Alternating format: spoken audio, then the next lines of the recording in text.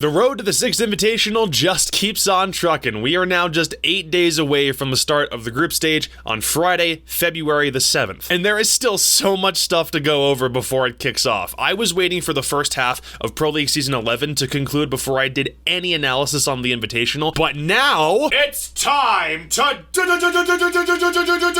destroy your friend's strafe pick'ems. I had a Rice Krispie wrapper on the bed behind me, and somehow it hid behind the mic. That's not going in the video. The actual predictions video for the event is coming out either a day or two before the event starts. In the meantime, though, each region is getting its own breakdown video to help you understand where your expectations should sit. Doing this will also help the predictions video feel a lot less cluttered. If I bring up a point in that video that you want to know more about, you can then refer back to these videos to get more information and a firmer grasp on where all of these teams are sitting prior to the event. The way these breakdowns work is simple. No grades, no ratings. I'm just putting facts in front of you on how well or poorly a team is doing according to recent standings. A little splash of my own opinion, but I leave you with enough space to come to your own conclusions. Europe, Latin America, and Asia Pacific will all be coming in a few days, but today we focus on North America because I'm biased as fuck and desperately want us to win a major for the first time since 2017. It's been 3 years. Why? Why did we have to suck? NA's representatives are Team Solo Mid, DarkZero Esports, Spacestation Gaming, and Team Reciprocity. All four of them are the best in North American Pro League after the first half of the split, so I just hope that means we're actually sending our best. Let's begin with TSM. Pojoman, Bolo, Geo, Merc, and Achieved got here by winning the DreamHack Montreal minor in September, and since it was only a month after the Raleigh major, thus became the second team to qualify for Invite. At Raleigh, they went on a bit of a surprise run and made it all the way through their group to the quarterfinals, where they lost to the eventual tournament runner-ups in G2 Esports. Then they narrowly avoided relegations in Pro League Season 10, got to the semifinals of USN 2019, then blasted their way to the top of Season 11 through the first half. It's also worth noting that for Raleigh, they were playing with Biologic. At DreamHack, he'd been replaced with Jarvis. In Season 10, Jarvis was benched for Gotcha. At USN, they played with Timsy as a sub for Pojoman, and for Season 11, they now have Geo in as a permanent fifth. How they've amassed this much success after the past year that they've had all of this back and forth is honestly kind of impressive. To be fair, they've looked good for a few months after figuring out a few kinks and giving Gotcha the boot back in November. They're gonna look to keep this momentum going, and they already have a reputation for being a very good team on LAN, so this event just might be where all that hype culminates. Moving to DarkZero, these boys are looking for some revenge from Japan. The big purple American bastion did not make it out of their group in Raleigh, but then started to show some pretty steady improvement. Quarterfinals in DreamHack, first overall in North America for Season 10, runner-ups at the Global Finals for Season 10 in Japan, and then made two big roster swaps and didn't win a map at the USN Finals against Space Station. The roster for Invite is still a super team though. It's Mint, Hot and Cold, Hyper, Skies, and Eclipse, and now they've soared back into the Season 11 standings where they're only one game behind TSM for the lead. I've mentioned this before, but DarkZero is a team that relies heavily on playbooks and counter strategies.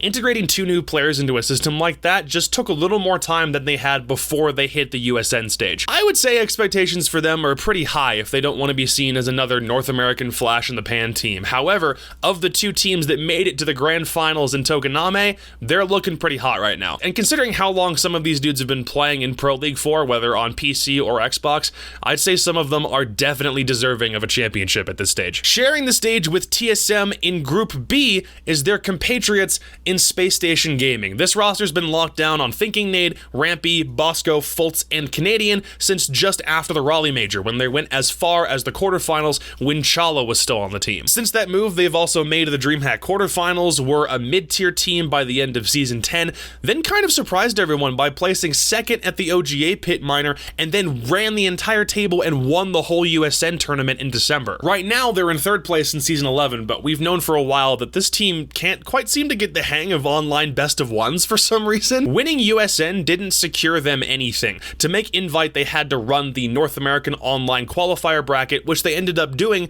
against Luminosity in the grand finals. I really don't want to make this all about Canadian, but the man's been to every invitational since the event's inception back in 2017, and he did it under the same core roster of Continuum Evil Geniuses for the first three, and now he's done it on a new team, and his old team is nowhere nowhere to be found. If nothing else comes of this for Space Station's sake, just take this as proof that Canadian was not the reason that Evil Geniuses fell completely off the map. SSG also gets some bonus points from me from having the same roster for the longest period of any NA team currently. They've had the most time to get on the same page, and at least on LAN, it looks like it's paying dividends so far. And to top things off, let's talk about Reciprocity for a sec.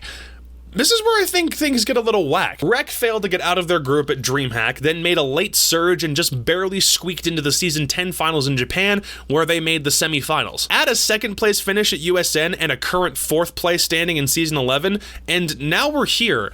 For some reason, this team just feels like a really big wild card in North America. They've only been playing with this roster of Laxing, Foxay, Retro, Nyx, and Vertical since USN, but I think they looked like they clicked at least up until the grand finals of that event, and they might want to forget that. I don't know if they're a stronger team on LAN or online. If they can show the same prowess that they showed for the first 2 days of USN, then there's a pretty good chance that they can make it out of Group D at the Invitational. Online, it's taken them a little while to click, and I would argue that there's still some bumps that they need to smooth out before they can really find success there. Having little time to work with a new roster can sometimes do that to you, but they made 2 changes at the same time DarkZero made 2 changes, and yet there's a big discrepancy in both teams' performances. Does this mean they're gonna suck? No, that's not what I said. But it is more up in the air with them from a pre-invite results perspective. So, without giving a grade, this is how I would rank all 4 of NA's participants right now. You can argue with me putting DZ over TSM all day, but